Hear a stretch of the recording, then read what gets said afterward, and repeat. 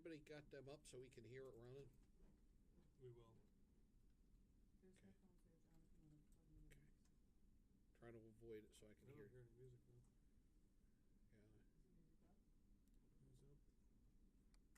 Main's up. Are we running or no? It is running in there. It's still in the white Screen, yeah. I just took it off the white screen. But I'm not hearing them through this. What's that? Should gain be somewhere? And good afternoon, everyone, and welcome to Nutmeg Sports for a Wednesday on the Hersam Acorn Network, streaming with live video and on HANradio.com with the always dapper Paul Silverfarb.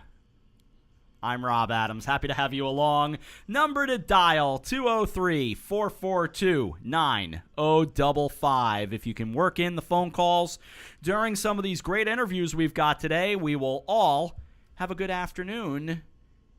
Mr. Silverfarb, how are you? I am great. How are you? We've got a good show. We do. We have a great show today. We do. Craig Mulder of the National Baseball Hall of Fame will join us right here at the top in a couple of minutes. Then we will be joined by Ricky Van Asselberg, the manager of the Bridgeport Bluefish, brand new, taking over for Willie Upshaw, and Megan Searfoss, who will run in the Boston Marathon, but also, and has run in the Boston Marathon in the past, and is coaching Team Stonyfield, will join us around 2:45. So very exciting show today. Fun times. Fun as we get ready for the 2015 FCAC Cooperstown Classic on HAN Radio and the Hersam Acorn Network, presented by Tucci Lumber, coming to you live from Doubleday Field in Cooperstown, New York on Sunday at 5. And I mentioned this, you know what, I feel bad doing this because I haven't even had a chance to mention this to you, but I mentioned this off the air to John Kovach and Josh Fisher. You will be with me. You and I will have the call on Sunday of the game, and Josh and John will work their way in as well, but I'm thinking a special pregame show. If we can't do something on Saturday, we should do a special pregame show, a special Nutmeg on Sunday from Doubleday Field. Nice. Just got to work the... I know they're going to be doing 2 games before that, so I don't know what we're going to be allowed to. We should be fine. I mean, I think we should be fine. We shouldn't have a problem. There's a little press box area, and a lot of these games don't get tremendously attended. It's that's a long trip for some of these teams to make. Yeah. Of course, for both Norwalk and Brian McMahon, you're talking because you've got to take buses, so you can't take the Taconic Parkway and some of these other roads. So you're talking upwards of a 4-hour drive to go to Doubleday Field, which you can see it, in fact, now on HAN Radio. There's a picture of Doubleday Field, which actually is a picture that I took a few years ago, and it's a stunningly beautiful facility. It's a field that's so beautiful you want to eat off it. It is very nice there, the historical value, knowing all the things that are going on around there. I mean, it's just baseball history, and if you love the sport of baseball, there's no better place to be. Oh, it's such a great town. I truly love it. I wouldn't want to deal with the winters. I'll admit that. It does get hot up there in the summer. I've been there but you know what? It's right there on the lake. You go jump in the lake, you're fine. You're fine. Yeah.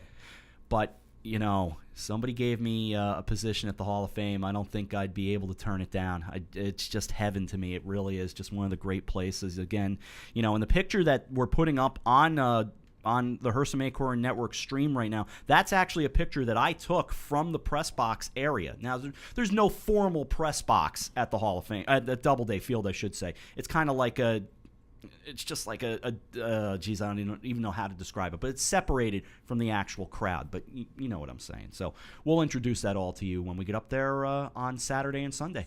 Looking forward to it. But we go to the phone right now and bring him in from the Hall of Fame, and he was nice enough to, the two of you were able to have a conversation and set this up to come on the show today. Yeah, looking forward to it. It's going to be a great time. Craig Mulder from the National Baseball Hall of Fame and Museum. Craig, Rob Adams, Paul Silverfarb, how are you? Guys, how you doing today? We're doing great, and it's so great to talk to you. And you heard us in the opening, boy. We love some Cooperstown, New York. It is a special place, Rob. There's no doubt about it. Not just for the baseball, but for the Americana that's here. It's really a piece of Norman Rockwell. It's a one stoplight town.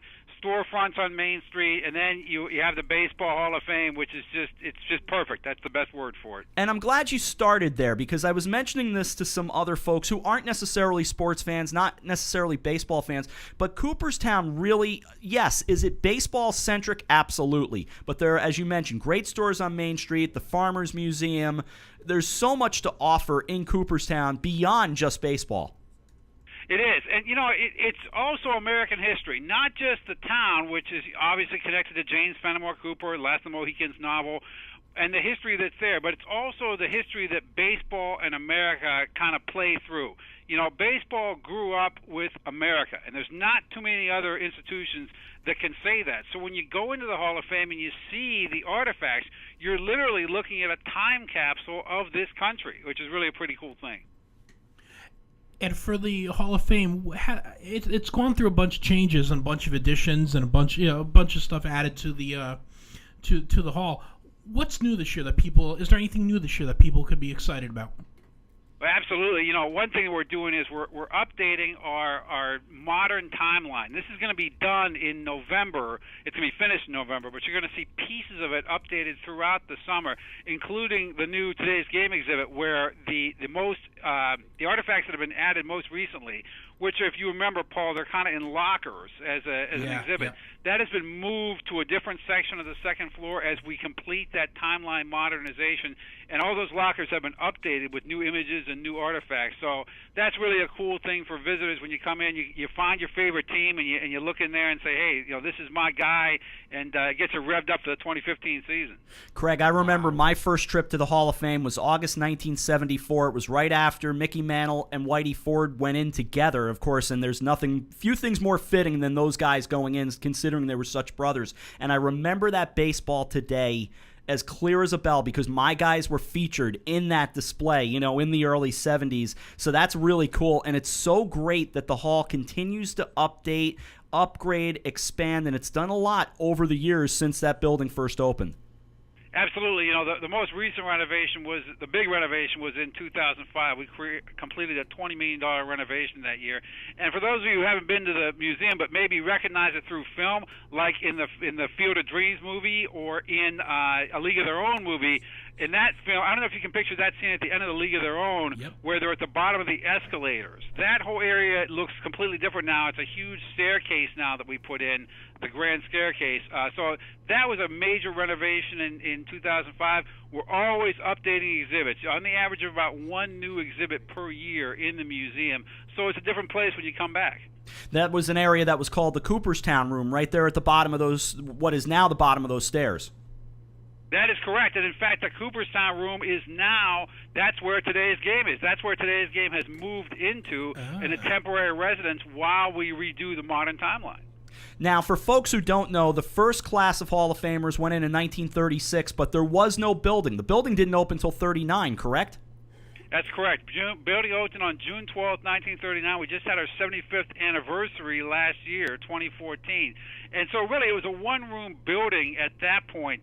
And you wouldn't recognize it now because it's enclosed in other areas. The iconic plaque gallery that everybody kind of associates with the Hall of Fame, that area was built in about 1958. So it really is. It's a historic building, but yet we're constantly modernizing it. And then for the for the Hall of Fame, just how much fun is it for someone that works there to be able to go into the facility and see just all these young faces that are walking through the hall with their jaw dropped because they saw their favorite they saw their favorite player in the hall, or they saw the guy that their father was talking about for all these years. How much fun is it for you to see that kind of stuff happen? Well, it's not just young guys, Paul. It's me on a daily basis. When you work at the Hall of Fame, it's a job, and you're focusing on your job just like you focus on your job.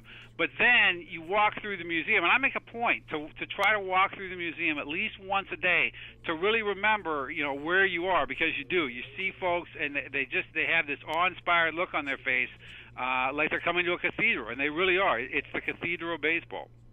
I have always said, and I finally took my son there in 2012, and I have always said that room, that gallery, to me, it's almost sacred, and I always feel like you should go in there in hushed tones, and it's a cathedral. I treat it like a church. I completely acknowledge that. Oh, it is. You feel that connection to those guys with their bronze plaques on the wall, and it's not just fans who feel that. When we have Hall of Famers come and visit us, they feel the same way. There's that reverential feeling about being there, about honoring what comes before, and that's the magic of baseball. There's the history in baseball that really other sports don't have. That connection to the fans. And then on Sunday, we're going to be going up there to we'll be going up there Saturday as well. But Sunday, the baseball game between Norwalk High School and Brian McMahon. Just for the town of Cooperstown, how important is it that these teams go to the Doubleday Field, play baseball on this legendary field, and then of course get the whole Cooperstown experience? Whether going to the Hall of Fame, walking the streets, having dinner, stuff like that. How important is that to you and the community? For sure, tourism is a very important part of the Cooperstown economy. Absolutely, Paul. And these teams, we have high school teams from all over the region coming in and playing Doubleday Field throughout the year. That field is owned and operated by the village of Cooperstown, and literally from April 1 through October 30th, it is busy with 2-3 games a day between high school teams, American Legion teams, old-timers leagues, all those things. People come and rent the field in order to play there and feel that connection to Cooperstown. Babe Ruth played there. Right. I mean, Babe Ruth hit a home run at Doubleday Field, and there's not too many places where you can play a baseball game where Babe Ruth also played a baseball game. It's a phenomenal place for sure. We're talking with Craig Mulder, the Director of Communications at the National Baseball Hall of Fame and Museum, of course, in Cooperstown, New York, here on Nutmeg Sports at 212. And truly, as we are saying, it's one of our favorite places in the world. And when did you get to Cooperstown? When did you first get into this position? I've read your work, so I'm familiar with some of the stuff you've done, Craig, but what's your backstory to get you to Cooperstown? I was very, very fortunate. I grew up, by the time I was 12, I knew I was not going to be Willie Mays, that if I was going to stay connected to the game I loved, there was going to need to be another way. And I started out in the journalism path and worked in newspapers for about 17 years. And I worked for the paper up the road in Utica. And then one day in 2008, my boss called me and said, "Hey, would you like to talk about this job in PR?" And I said, "Yeah, would I like a guided tour of heaven? Sign me up." And it's a wonderful job. It's a wonderful place to come to work, and I feel blessed every day that I'm here. And then for the Hall of Fame in general, what do you when you first got that job and for your first day of work at the Hall of Fame, what were you thinking when you were walking in and you're kind of going, "Yeah, this is my job now. This is pretty sweet"? Yeah, you like I said, you do your job and you're focused on your job, and that's what makes you successful in your job. But then there are times when you pick up the phone and Yogi Berra's on the other end, and it's like, wow, am I really doing this? Is this really me? So yeah, it is. It is really a special thing. And I remember, I think the moment that I knew that I really was here, that I got it, was in it was in 2009. So that was the second induction ceremony that I had gone through. I went through it in 2008, but I had just been here for about 4 weeks before that, so I really was kind of just, swimming, trying to keep my head above water. And then in 2009, I got to feel for what was going on, and I remember I was standing adjacent to the tent. The Hall of Famers sit under a big tent for the induction ceremony, and they're all behind the electees who give their speeches. And so they come on the stage one by one, and I was sitting there. I don't know why I was there. I was probably waiting for some cue from ESPN. But I remember that I looked up on the stage, and I saw Phil Niekro. And Niekro and I had met probably twice, maybe by that point. No big deal. And I didn't expect him to remember me. But he looked at me, and he knew who I was immediately, and he winked at me. And it was like, at that point, I just knew it's like everything's going to be all right. This is going to work. And Phil is such a great guy. I mean, you will never find a better person in your life than Phil Niekro. And for him to do that, and for him to just take that moment out of his day, I felt like, wow, I really am here. This is real. I've explained as we've gotten closer to doing this, Craig, that Cooperstown has become almost the de facto home of baseball, and it is the home of baseball for sure, but the narrative has kind of changed over the years. The commission that originally thought baseball was created in Cooperstown, that's not quite the true story, is it? Absolutely, and we acknowledge that, Rob. We know that Abner Doubleday was not in Cooperstown in 1839, as the myth says, inventing baseball. That did not happen. Baseball predates 1839 by many, many years. In fact, you can find laws on the books dating back into the 18th century talking about baseball, 2 words. So this is a very, very old game. Now, that being said, if you could go back in a time machine to about 1845 in the New York City area, you'd look and you'd say, okay, I know what they're doing there. They're playing baseball. And that really is when the game started to congeal. And really, the game came of age in places like Cooperstown, with kids playing in their backyards with sticks and balls. This is a bucolic area where it happened. It didn't actually happen here because the game wasn't invented by any one person at any one time. It evolved over many, many years, like I said, into the 1840s, and then the game really started to congeal. And when the Civil War ended, it just exploded in popularity. But 6 years after the end of the Civil War, there was the first professional league in this country, the National Association.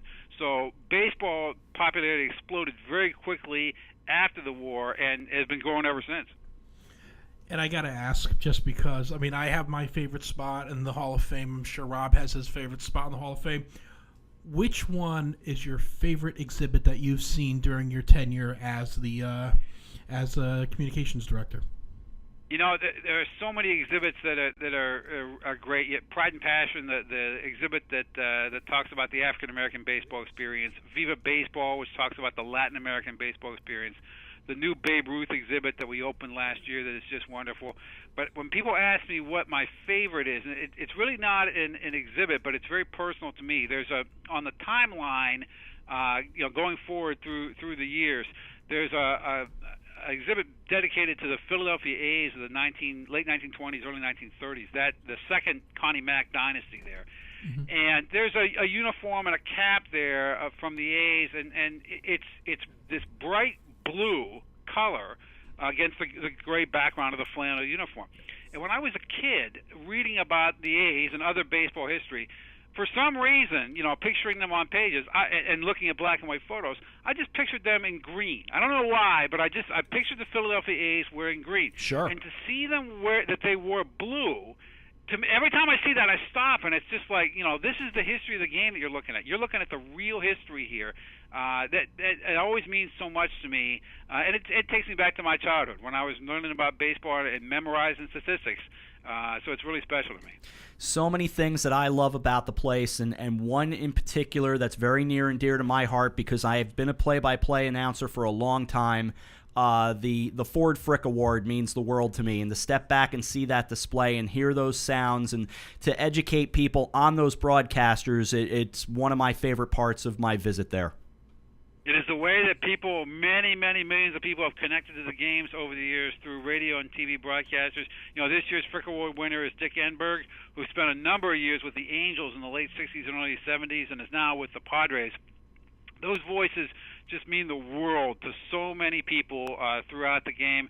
And, I'll go home and I'll listen to the games on radio tonight because I still love listening to baseball on radio. So do I. So it's still one of my favorite ways to go. And this year's Hall of Fame class, this is going to be a very popular Hall of Fame weekend, in my opinion. What do you guys have planned for the weekend? Well, it's going to be a big one, Paul. You're talking about, on Saturday, it's the awards presentation at Doubleday Field, where the Frick Award winner gets his award and the Spink Award winner for writers get their awards, and all the Hall of Famers are on stage there. And then on Sunday's the induction ceremony, 1:30 p.m. on Sunday, July 26th. Craig Biggio, Randy Johnson, Pedro Martinez, and John Smoltz. You're almost never going to see a class with that much star power, and it's the first time since 1955 that the writers have elected 4 candidates in the same year. So it's very rare to see four candidates going with the writers' vote. These guys are so big, just absolute monuments to the game. And the best thing about it, Paul, is the weekend is free. It doesn't cost you a dime to attend the induction ceremony, which is in an outdoor amphitheater about a mile south of the Hall of Fame, or the awards presentation, which is Doubleday Field. Those are both free and open to the public. And we're expecting a big crowd this year. I guarantee you that we're going to have a huge contingent from Boston with Pedro Martinez, but also Watch out for Houston. We can see it now with the people making reservations. There's going to be a big contingent here for Craig Biggio. And the award ceremony has moved over the years because now it's down at the Clark Sports Center. It used to be in a different part of town, right? The induction ceremony has moved twice. So first, when the first induction ceremonies were held in the 30s and 40s, it was literally on the front steps of the Hall of Fame. And there's a plaque there that commemorates the spot where the first induction ceremony was held. And then in the 60s, it was moved to the library entrance. When the library was built in the 60s, which is kind of adjacent to the Hall of Fame, it was moved over there because there's more space, and you weren't blocking Main Street at that point when the crowd started to get big. But then we outgrew that. In 1989, when Johnny Bench and Carl Yastrzemski were elected, there were literally people hanging from the trees there in the park adjacent to the library. So we moved it out to the Clark Sports Center, which is it's a recreation center for the folks of the village of Cooperstown, and it has this huge natural amphitheater, which is a soccer field really during most of the year. But in that weekend, it's a place where baseball history comes to life. You're out there in the field, and you look up and you see Henry Aaron cross the stage, or you see Sandy Koufax cross the stage, and it's like, man, this is your baseball cards coming to life. Craig, one more question I think I've got to ask, and just for folks who don't understand, there are a couple of Hall of Fame worthy players who aren't included because of various reasons, and you know the names I'm thinking of course, Pete Rose and Shoeless Joe Jackson, among others, but those are the two big ones. For folks who don't understand, why can they not be Hall of Famers? Well, Shoeless Joe Jackson and Pete Rose are among a group of about 15 people who are on baseball's ineligible list. And what that means is Major League Baseball says that these people cannot participate in the game in any way. They can't be a manager, they can't be a coach, they can't be a player, they can't be an owner. All they can do is buy a ticket to the game. Now, Joe Jackson, Pete Rose, and like I said, about a dozen other or so are on that list. Mainly the folks who are on there have been related to gambling in some way or another. Our board of directors feels very strongly that if a person can't be involved in the game in any way, then he should not be eligible for the game's highest honor, which is the Hall of Fame. Only the Commissioner of Baseball can put someone on or take someone off the ineligible list. And as many people know now, Rob Manfred, the new Commissioner of Baseball, says he is considering Pete Rose's case, whether or not to take him off that list or not. If he gets taken off, then he would become eligible for Hall of Fame consideration. And there we go. That's the simple answer right there. But I wanted to hear it straight from Craig's mouth. Craig, we would be thrilled if you would join us again some other time.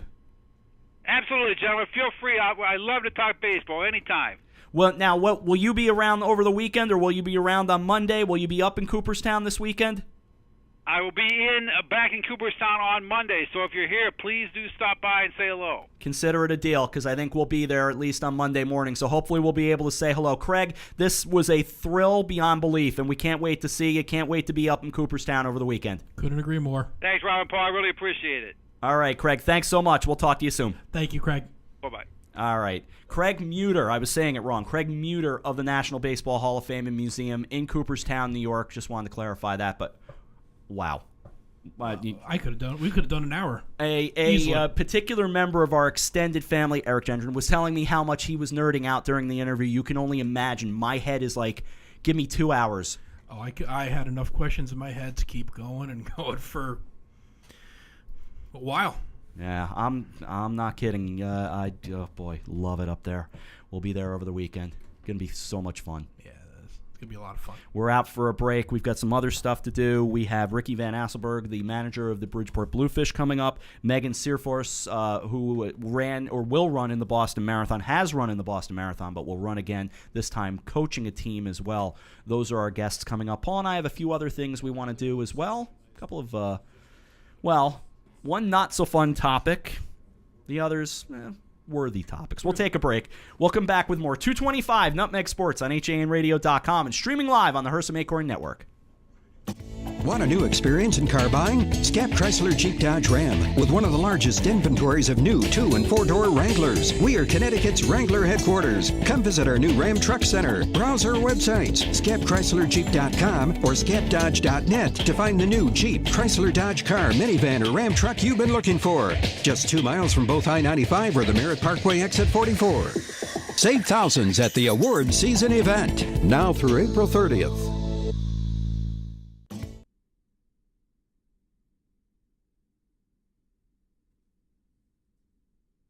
Hey, Rob. I'm not hearing the commercials out here.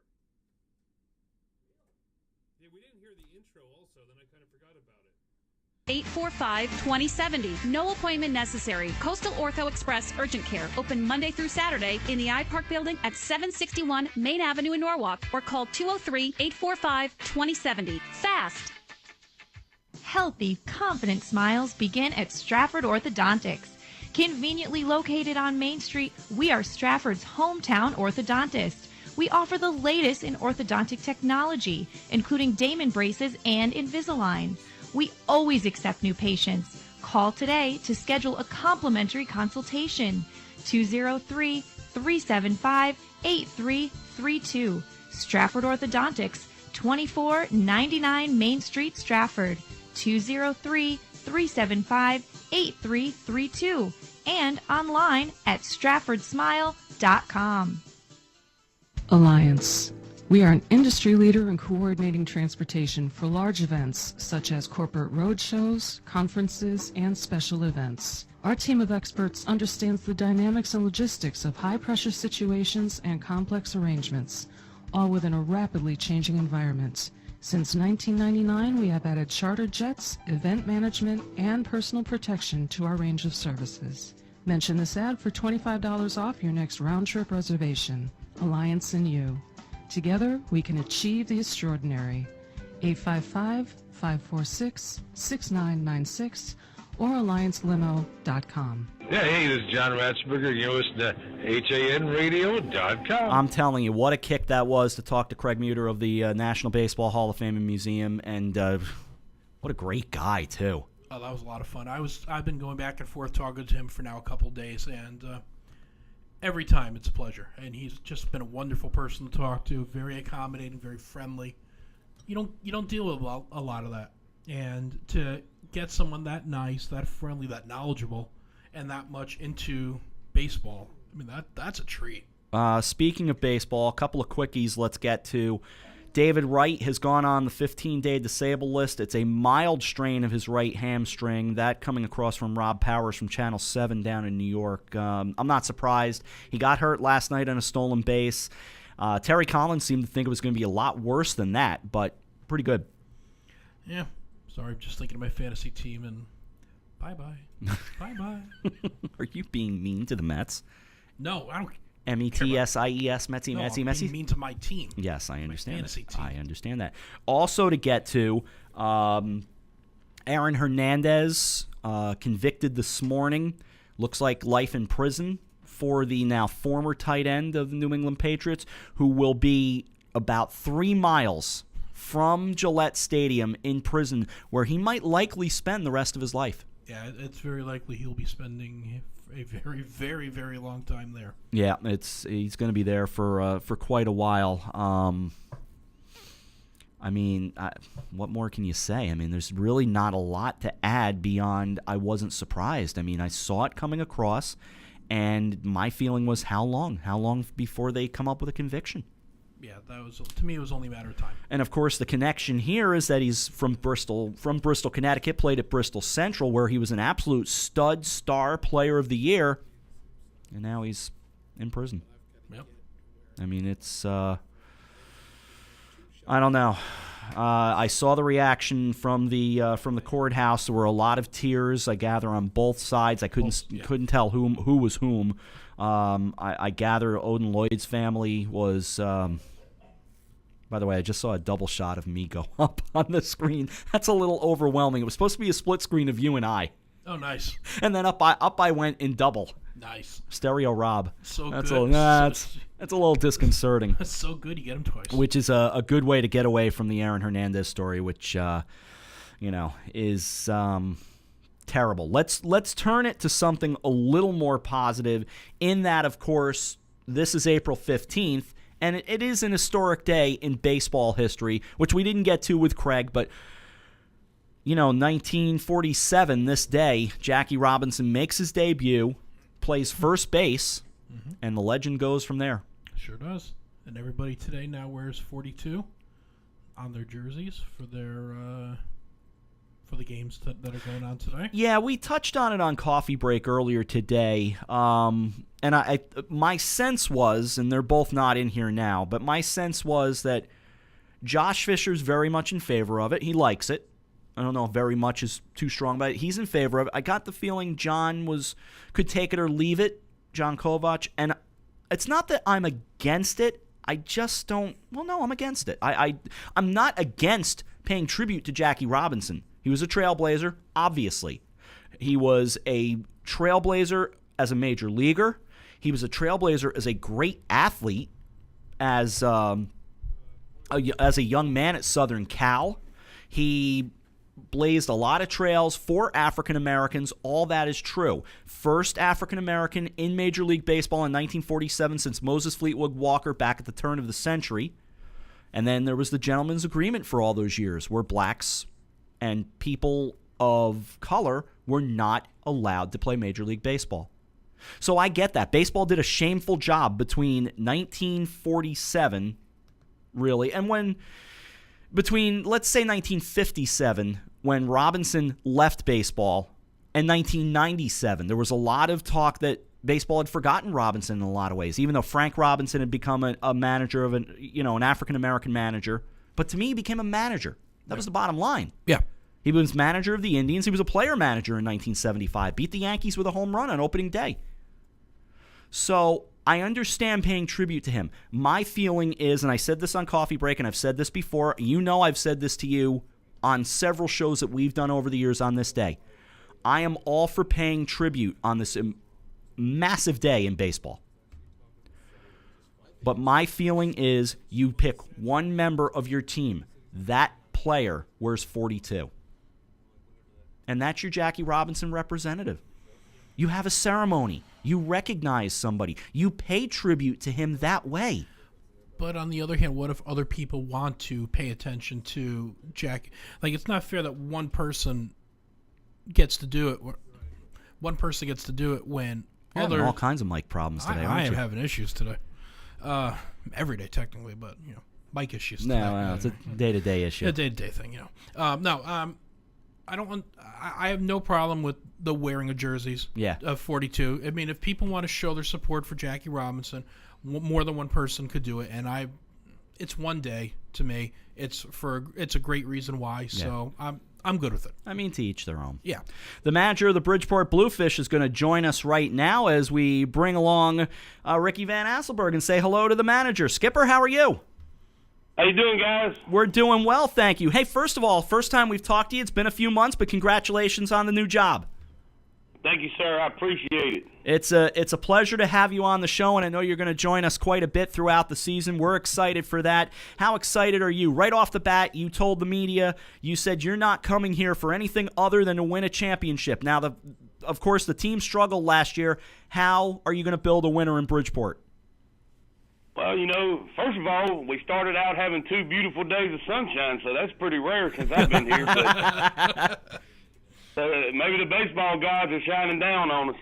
I hope so. We're bringing a whole new look to Bridgeport. We got some, younger guys and mixing them with some older guys to try to put some life back in this club, to get the people used to seeing guys that are running balls out and playing hard and breaking double plays up and bringing a fire to this ball club that from just what I've heard has been lacking in the last couple of years. And being around the veteran guys that were here last year, like Burroughs and Redmond and DJ Mitchell, they seem to have a fountain of youth right now, and they're all fired up. So it feels like we're doing something right already.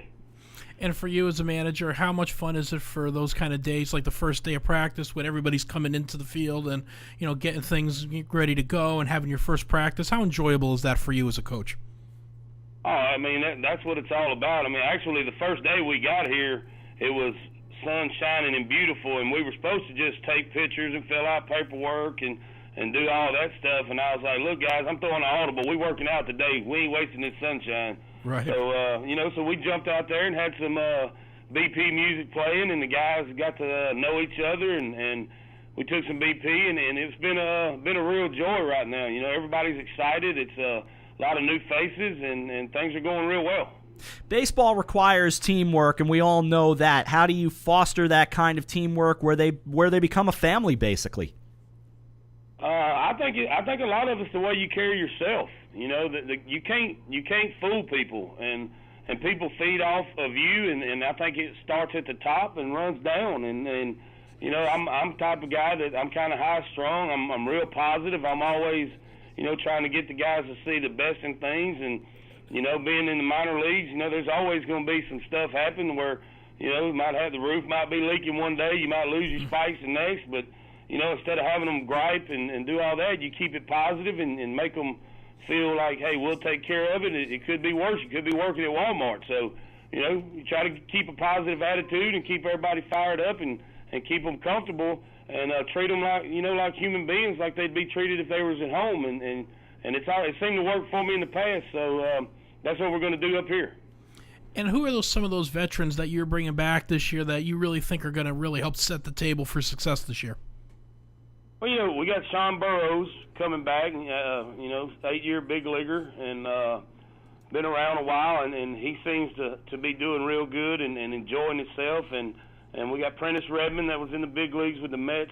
He looks like he's 27 years old again, and guys like DJ Mitchell and you know, just tons. We signed a kid by the name of Luis Rodriguez that played in the big leagues with the Twins, and them older guys like that, they out there mixing it up with some guys that played in Double-A that are only 24, but you know, them guys are making them pick their game up a little bit. So it's some good competitive baseball going on, and I feel like that they're enjoying it. They're playing like they're 25 and they're in Double-A again instead of, you know, stuck in independent ball. And you mentioned Luis Rodriguez, who was a catcher and a player coach for a couple of years. And, you know, what about James Simmons? You got a guy there who had a wonderful 2014, 20 homers, 67 runs batted in.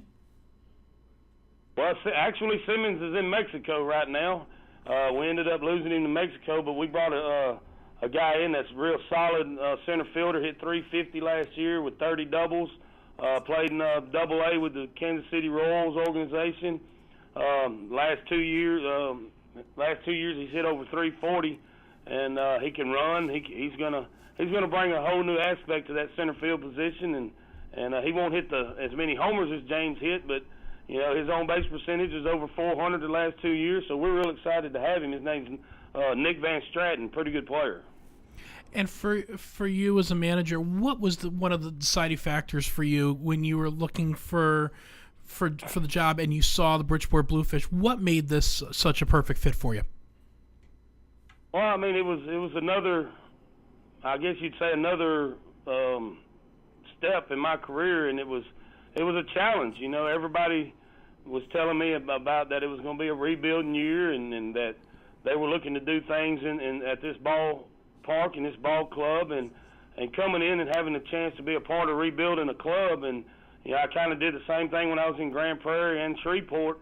I think the year before I got to Shreveport, they was like 21 and 79 the year before, and we came in and finished 500 and then won the championship the next year. And so it's kind of it's something that's challenging, and anytime you can come in and bring guys from all over the country and win a championship and do something special, you know, I like to be a part of stuff like that. So, you know, I'm looking forward to the challenge. And, of course, the All-Star Game will take place at the ballpark at Harbor Yard, so you've got that going this year, and it's going to be a big year around Bridgeport.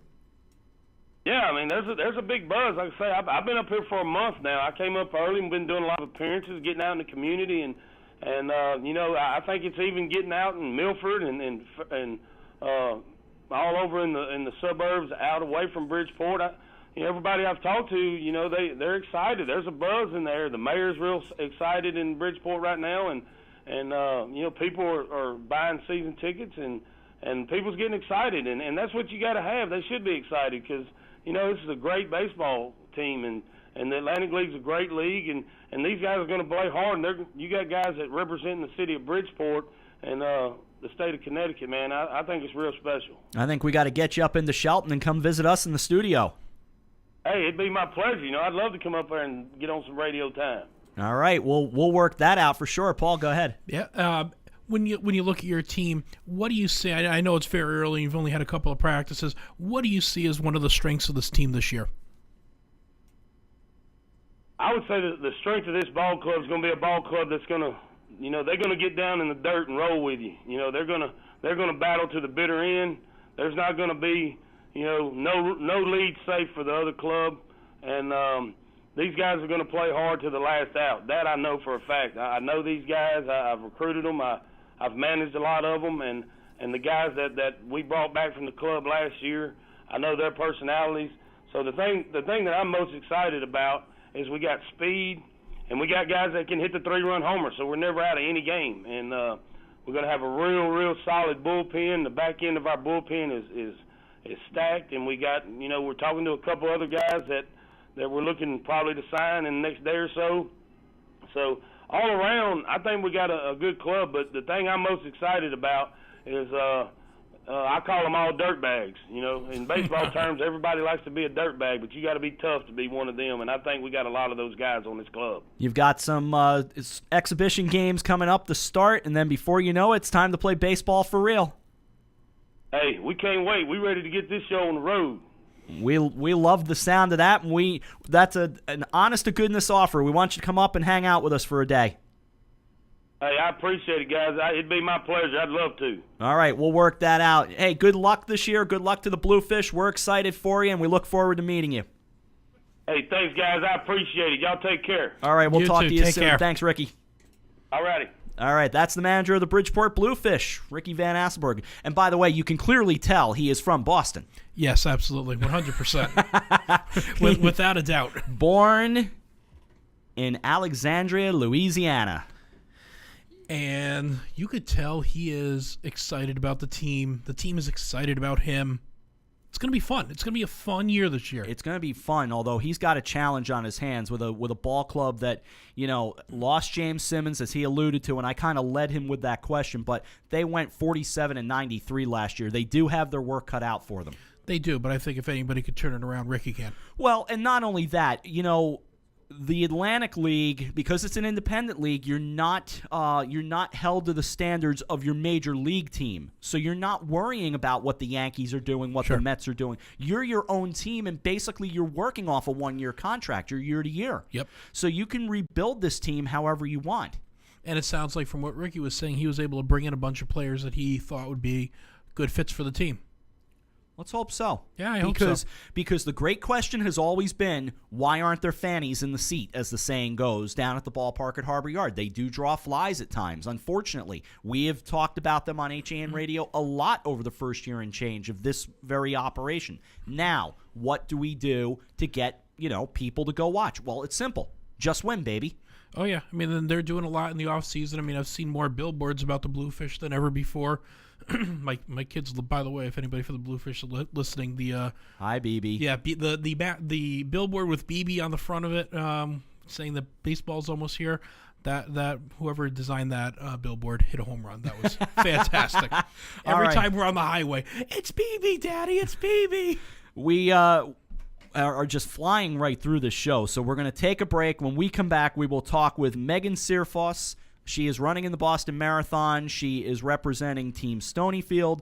We will do that, and in fact, coaching Team Stonyfield as well. So We'll take a break. Paul and I will come back with her as we continue. It is a big Wednesday Nutmeg Sports Show flying by at 2:44 on HANradio.com and the Hersam Acorn Network.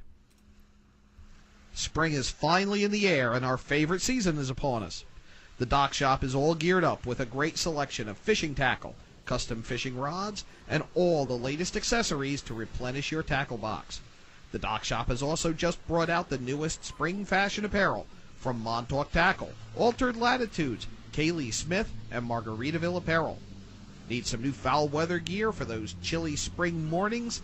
The Dock Shop is loaded up with Grundens and Stormer in a variety of styles and sizes. Ladies, we've got you covered as well, with spring apparel and the newest designs of coastal jewelry, bags, and accessories. Boater, beach bum, fisherman, or simply love the New England coast, this is a unique place to shop. The Dock Shop, 51 Tokenique Road, Darien, Connecticut. Visit us at dockshop.com. Did you know that taking dance lessons is a great date night idea? Arthur Murray Grand Ballroom of Greenwich is a fabulous place to learn to dance and meet new people. Located at 6 Lewis Street, our studio is staffed with professional instructors ready to teach you salsa, waltz, rumba, hustle, tango. There's a dance for every season. And we are rated #1 on the Knot.com. We are the wedding dance specialists. Take advantage of our new student offer, only $49. Call 203-769-1800. Visit us online at arthurmurraygreenwich.com. This year, 3,000 Connecticut women will be diagnosed with breast cancer. Hersam Acorn is a proud sponsor of the Komen Connecticut Race for the Cure. Help make an impact in the local fight against breast cancer by joining us on May 9th in Westport at Sherwood Island. With your help, Komen Connecticut invests in local breast cancer programs, helping local women beat breast cancer. Visit KomenCT.org to register, volunteer, or donate today. We race for Connecticut. Why will you race? Does advertising on HANradio.com work? Just ask Coastal Orthopedics. They ran spots with us, and within 24 hours they had 21 walk-ins and 8 calls to their new immediate care center. To advertise on HANradio.com, call 203-417-5199 and ask for Marianne Hersam. You're listening to Hersam Acorn Radio. Before we get to Megan Searfoss, we've got to at least do right by an extended member of the family. Yes. Because I'm sure you know what today is. Tax Day. Tax Day. Absolutely. Jackie Robinson. We mentioned him. Okay. All right, fine. Jessie by Susan Schultz came out today. No. You've heard of her, I'm sure. Jessie? Editor, Darian. No, no, yeah, you've heard of Jessie? Have you heard of Ainsley? Have you heard of the blacksmith? I'm sorry, what? where are we here? Anyway, Susan's book came out today. Looking forward to reading it. All seriousness. I have read it already. It is as good as The Blacksmith was, as great as The Blacksmith was. You can get it from Full Fathom 5 Digital, Amazon, Barnes & Noble, all of the... I always forget all the outlets you can get it from. I got it from Amazon, I can tell you that much. I also got it from the author herself, but that's neither here nor there. Very nice. I'm looking forward to reading it. I will be picking it up, and I will be enjoying the book. It is a good read for sure. All right, let us get now to Megan Searfoss, who was on with us earlier, and we will chat with her about everything going on with the Boston Marathon. So sounds good. As we'll come back and wrap it up after we speak with her. A local resident out of Ridgefield will be running in this year's Boston Marathon, the 119th edition of the marathon, and that will be on Monday, April 20th. She'll be running as a member of Team Stonyfield.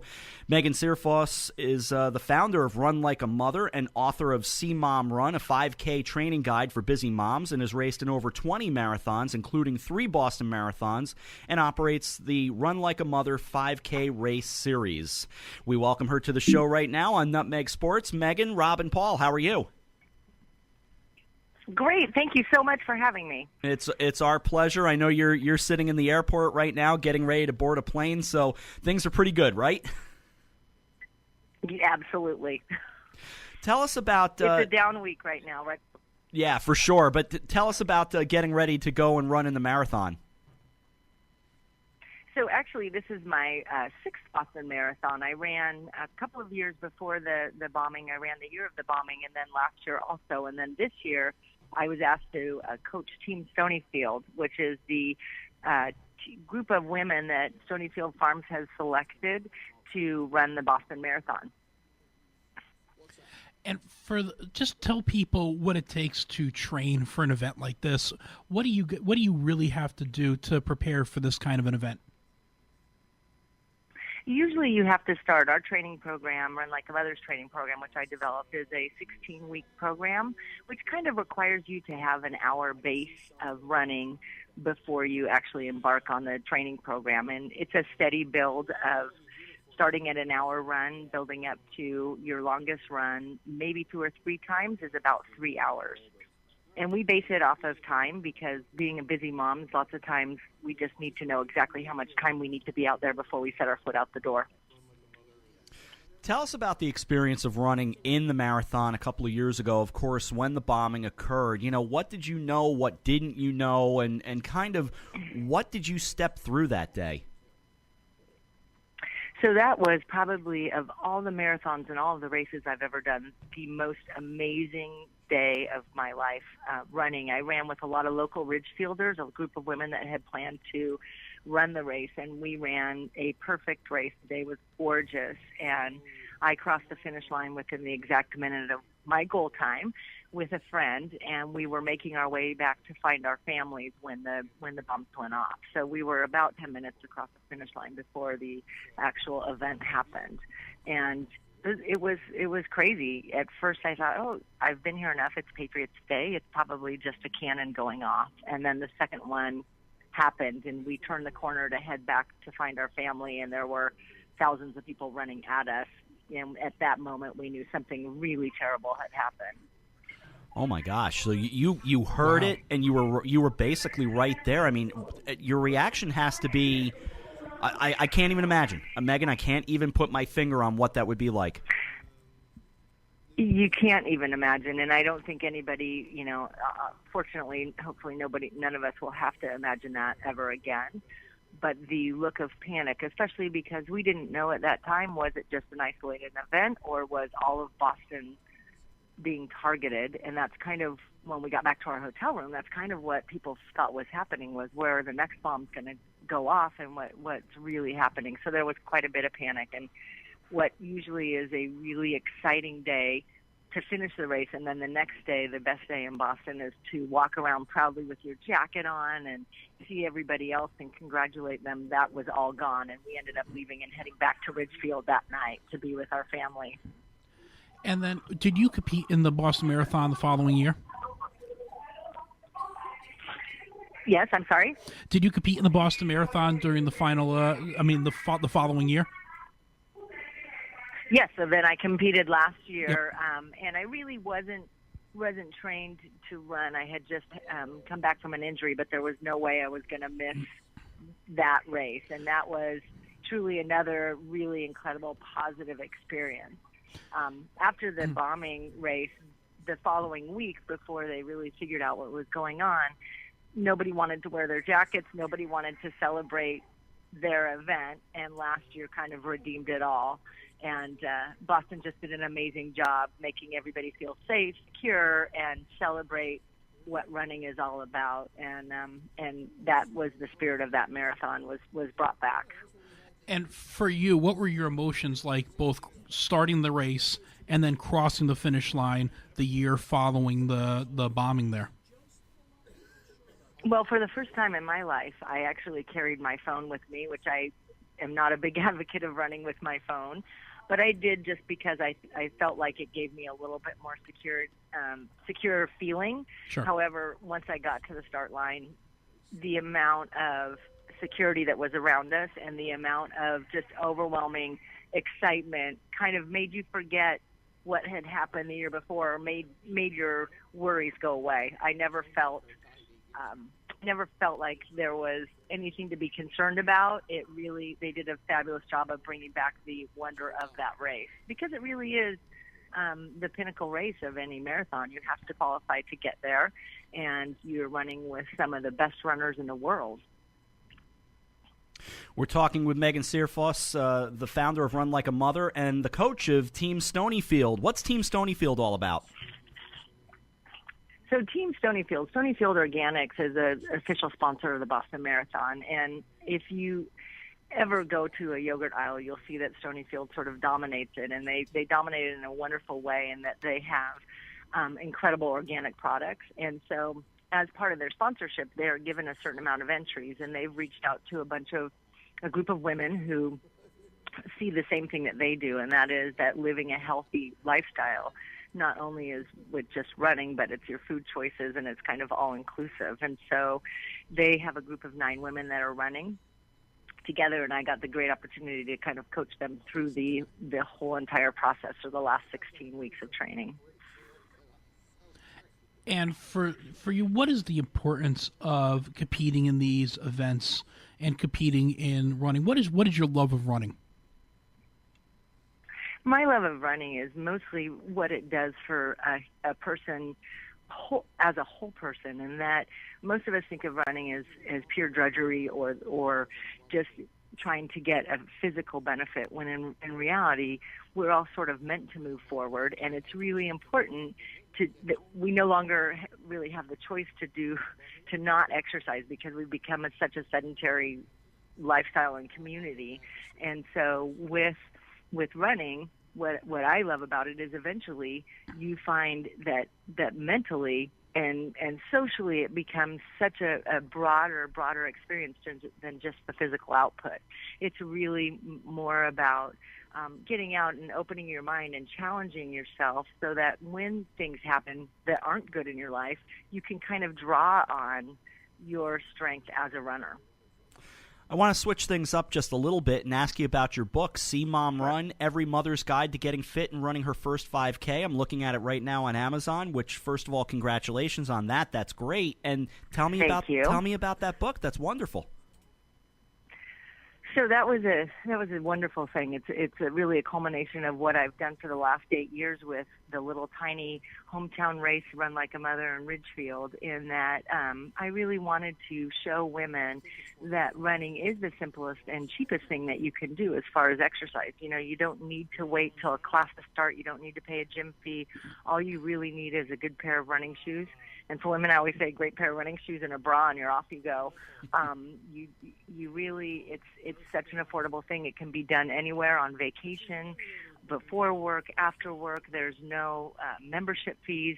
And so, especially for a mom who usually is juggling sometimes work, family, and all her volunteer commitments, if you can carry a pair of running shoes in your car, you can jump out while your kid's at soccer practice or wherever and take advantage of those little moments, and those little moments will add up to great health benefits. Megan, what about the race coming up in Ridgefield? I know something special is coming on in, about a month's time or so? Yep, that's right, Mother's Day. Tell us about that event. So we're celebrating our 8th year this year, and actually it's going to be a neat year because there was a woman that was a very dear friend of mine that was a key part of Run Like a Mother, Noreen Papa, and the Run Like a Mother started last year a fund through the Ridgefield Library called the Noreen L. Papa Mothers Live Your Life Fund, and it's a fund to kind of help women and actually any family member. We're putting on a series of talks that will help people find ways to become more healthy and change their lifestyles, and whether it's through yoga or I think next week right after the Boston Marathon we have Chris McDougall, who wrote the New York Times bestseller Born to Run. He's coming to speak at Veterans Park. So we're putting on and promoting a lot of healthy lifestyle events, and so that is our charity partner this year. So it's really kind of neat. It kind of brings it full circle that we're able to support somebody who lost her life to cancer and bring the spirit of her through the race again and again, year after year. Switching back to the Boston Marathon, because it's going to be here before you know it, how are your emotions right now? I mean, tell me about the mindset of getting ready to run 26 miles.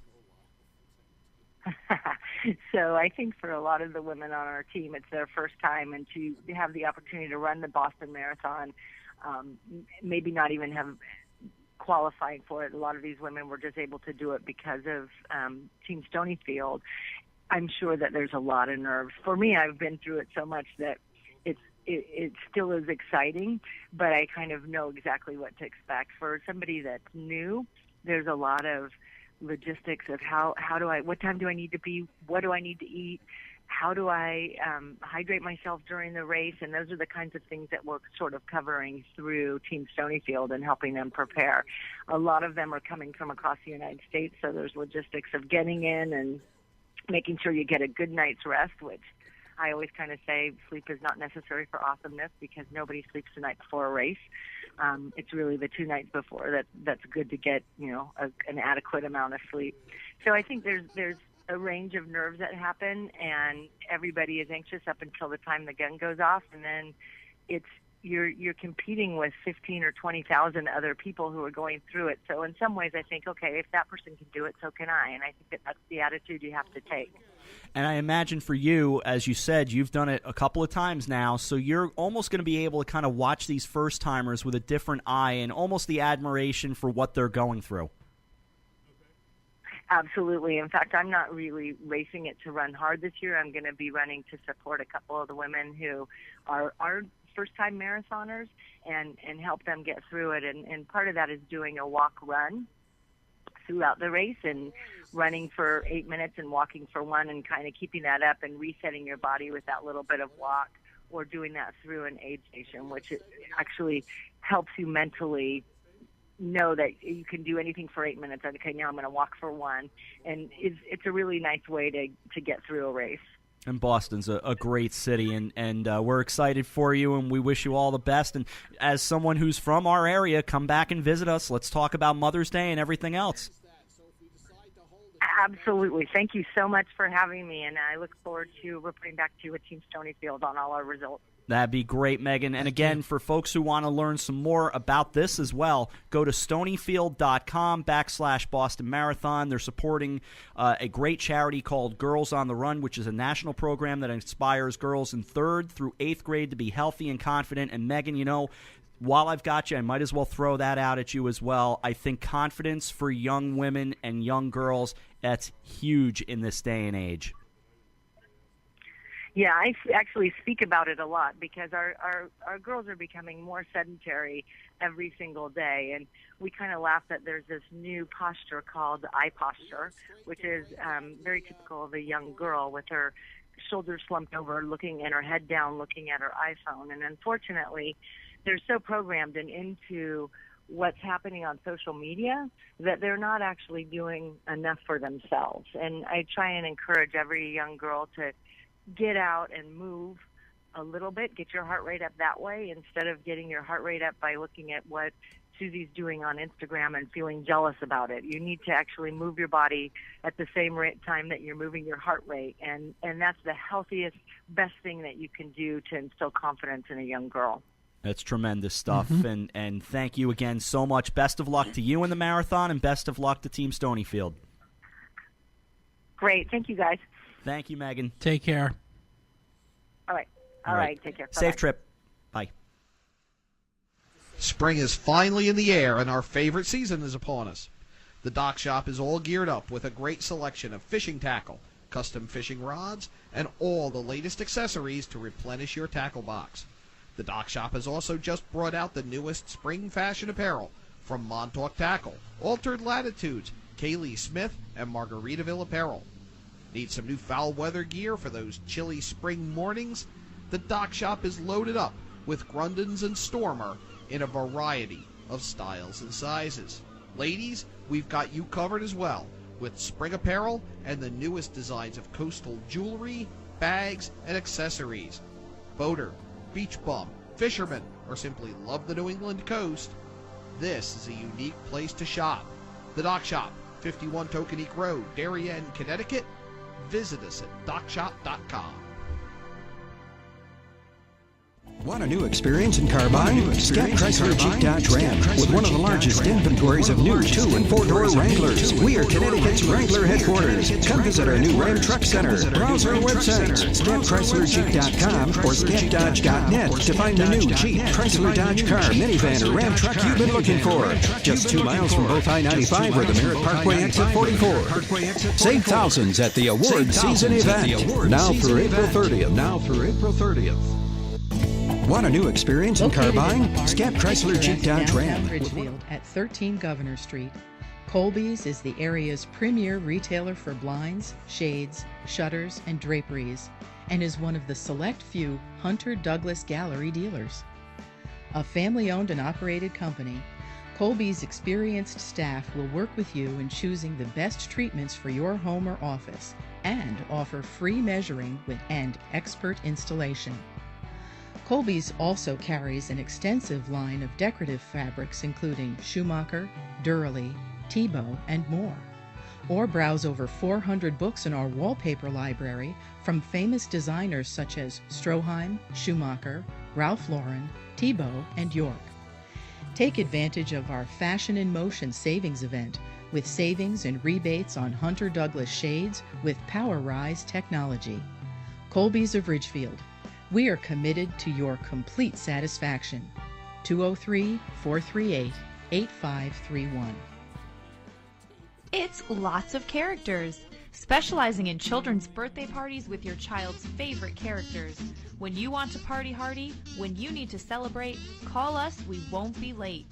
We help create lasting memories for you and your child on their special day. Call us at 203-590-1791 or visit our website at lotsofcharacters.org for more information and to see our party packages. Lots of Characters, 203-590-1791 or online at lotsofcharacters.org. Hersam Acorn and HANradio.com. A great collection of guests today on Nutmeg Sports. We are so thankful to Craig Muter, Ricky Van Asselberg, and Megan Searfoss for coming on today. Great stuff. Great show today. We're going to hold the segment on disgusting uniforms. Since we said we'd do it, but we're into overtime at this point at 3:06, so I'm thinking maybe that's something we can hold on to for Cooperstown. Works for me. If not, we'll get to it next week. But that's one of those things that's not going anywhere. We'll hold on to it. Gives you, the listener, some time to think about it. Yeah, if you have any ugly uniforms, let us know. Tweet us. Tweet us. Call us. Email us. Any of the above. We want to get involved. Yeah, either one. I will tell you this. Of the list of 30 that we looked at, I will throw one out there as a tease that I didn't include in my list of 5. Okay. I absolutely detest the Boston Red Sox Friday night red jerseys. The new ones? Or the ones that are... I hate those jerseys. And Scott Erickson's talked about this same thing with us. You're the Boston Red Sox. Wear your classic white home jerseys. Don't be cheesy. You don't need to. And this is a Yankee fan talking with admiration for your uniforms. I totally agree with you. So just for the and I've tweeted the Red Sox this. Of course, they're not going to engage with me, but I've tweeted to them every time you wear the red jerseys should count as a loss. Well, if it makes you feel any better, I was kind of off the air. I was talking to Snoopy a couple seconds ago. He was saying that those blue jerseys that the Red Sox wear for their Friday away games. That too. He loves them. Loves them. Snoopy. He said something also about the Yankees wearing batting practice hats, caps. Oh, don't even get me going on when the Yankees do it. If you want to do throwbacks are awesome. I love throwbacks. But terrible. So that's how we'll tease the uniform discussion since we saw that online today and we wanted to do a little bit with it. We just had a great show today and we kind of ran out of time. So yeah. But there's Snoopy in the shot right now. And you better watch because Ghetto Kate's going to come down here and take Snoopy away. Hey, I'm not the one that said the thing about the Friday throwbacks that he likes. I'm just saying. I'm just warning you, Paul. You don't want to get involved with that. No, I've learned my lesson before. Because the last thing you want is this. What the what? You don't want to deal with that. Nice. We're out for today. I won't see you tomorrow. I can tell by the smile on your face you're not going to see me tomorrow. I won't see you Friday.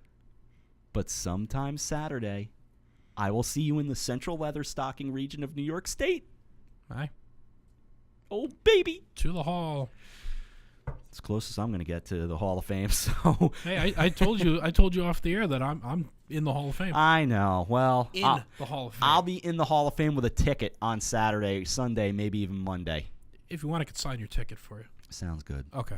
Talk to you later. Sounds good. Our thanks to Craig Muter, Ricky Van Asselberg, and Megan Searfoss. The next time you will hear from us will be Saturday from Cooperstown, New York, though we do have a game Friday night at the ballpark at Harbor Yard, home of the Bridgeport Bluefish, as Fairfield Ward takes on Fairfield Ludlow. Coffee break gets your day started tomorrow at 11, followed by Stir Crazy at noon, Yankee Fisherman at 1. Enjoy your day. Enjoy your evening. For Paul Silverfarb and our entire HAN radio crew, Tracy Iazzi, Josh Fisher, John Kovach, Marty Hersam, I'm Rob Adams. Enjoy your night. We'll see you tomorrow, in a matter of speaking, on HANradio.com. So long, everyone. Yabba dabba dabba, yabba dabba dabba dabba doo. Yabba dabba dabba dabba doo.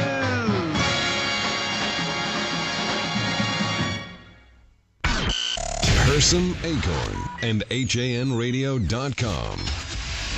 The leader in local news, sports, arts, and entertainment in southwestern Connecticut. Want to get in touch with HAN Radio? You can find us on Twitter at Hersam Radio, on Facebook at Hersam Acorn Radio, or email us at radio@hersamacorn.com.